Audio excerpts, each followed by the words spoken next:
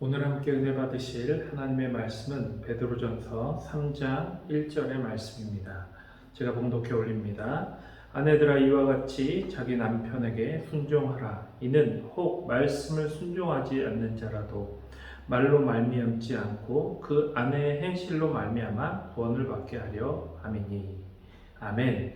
오늘은 베드로전서 3장 말씀을 함께 보며 은혜 받는 시간이 되시기를 주님의 이름으로 소망합니다. 오늘 함께 보시는 베드로전서 3장의 말씀은 어떻게 보면 우리 여성 성도님들에게는 조금 불편하게도 들리실 수 있는 내용일 것입니다. 남편에게 순종하라. 외모를 치장하지 말고 마음과 심령에 신경을 써야 된다. 굳이 아내와 남편을 구분해서 아내에게 있어 가져야 할 행실을 이와 같이 설명하고 있기 때문입니다.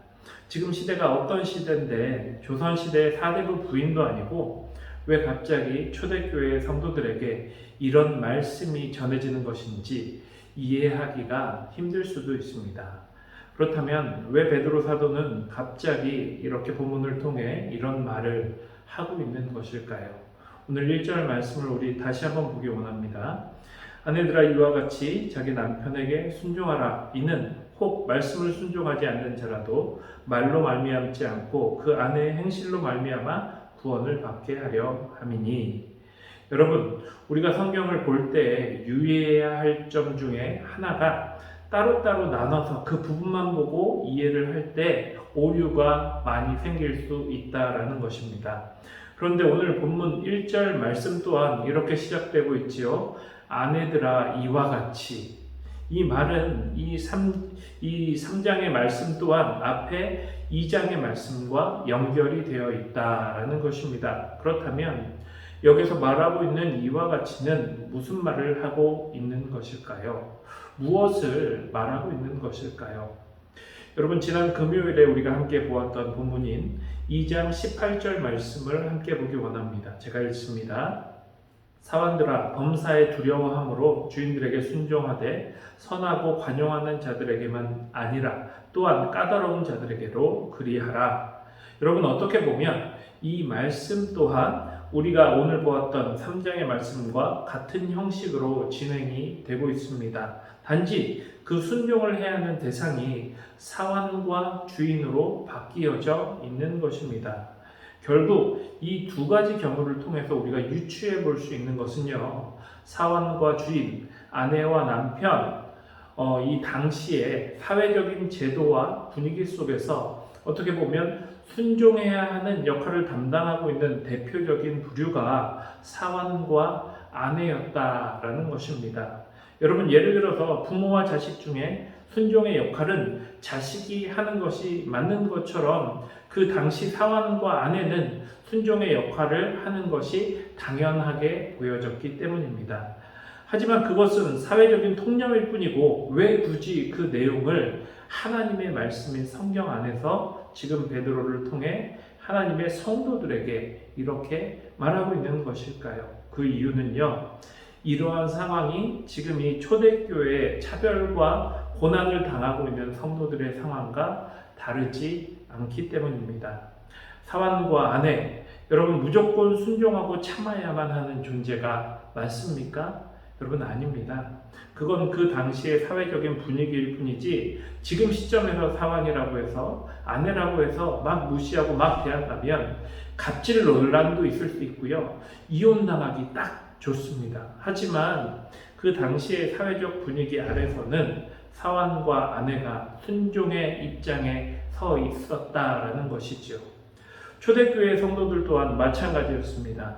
종교가, 신앙이 다르다고 해서 차별당하고 핍박을 당하는 이 상황에 처해 있는 것, 지금 우리들이 생각하기에는 이해할 수 없는 일이지만 당시 초대교회 성도들에게는 당연히 감당해야 하는 현실이자 삶이었다라는 것이지요.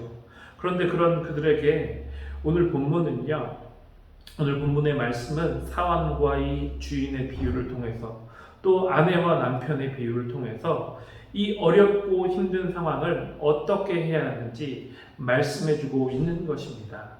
여러분, 다시 한번 본문 1절을 보기 원합니다. 아내들아 이와 같이 자기 남편에게 순종하라.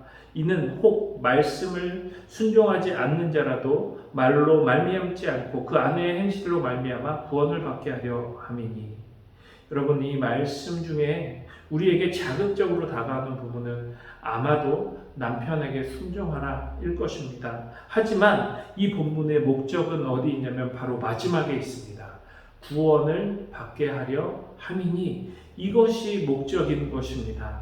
아내가 남편보다 낮은 존재이기 때문에 순종하고 그 마음을 단정히 하라, 이것이 아닙니다. 복음을 전하기 위해 그렇게 하라라는 것입니다. 당시의 초대교회의 성도들이 예수님을 믿는다는 이유로 차별당하고 핍박받는 이런 상황들이 억울할 수도 있고 이해하기 힘들 수도 있지만, 그럼에도 불구하고 그 영혼을 사랑하는 마음으로 나를 죽이고 순종하고 복음을 전하기 위해 애를 쓴다면, 14절에 보면 그러나 의를 위하여 고난을 받으면 복이 있느냐니, 이 14절의 말씀처럼 이것은 의를 위한 고난이다 라는 것입니다. 여러분, 오늘 본문 18절 말씀을 함께 볼까요? 그리스도께서도 단번에 죄를 위하여 죽으사 의인으로서 불의한 죄를 대신하였으니 이는 우리를 하나님 앞으로 인도하려 하심이라. 육체로는 죽임을 당하시고 영으로는 살리심을 받으셨으니. 여러분, 그렇습니다. 믿는 아내들도, 또 당시 초대교회 성도들도, 그리고 우리들도 무엇이 부족해서 아니면 타당한 이유가 있어서 무조건 순종하라는 것이, 무조건 참고 인내하라 이렇게 명하는 것이 아닙니다. 이미 가장 의로우신 예수님께서 그렇게 하셨기 때문에, 그래서 육체로는 죽임을 당하셨지만 영으로는 살리심을 받은 것을 이미 우리들에게 보여주셨기 때문에 우리들 또한 그 예수님을 믿고 그 예수님을 따르려는 것입니다. 그러므로 오늘 하루도 믿지 않는 사람들에게 믿음의 본을 보이시는 여러분들이 되시기를 소망합니다. 그 길이 내가 손해보는 길이라도, 내가 납득이 되지 않는 상황일지라도 예수님처럼 의를 위해 고난받기를 기쁨으로 감당하시는 그런 여러분들이 되시기를 주님의 이름으로 축원합니다. 우리 함께 기도합니다. 사랑의 하나님, 감사를 드립니다. 하나님, 오늘 들은 말씀대로 하나님의 성도들이 의를 위해 당하는 고난을 기쁨으로 순종할 수 있도록 역사하여 주시옵소서.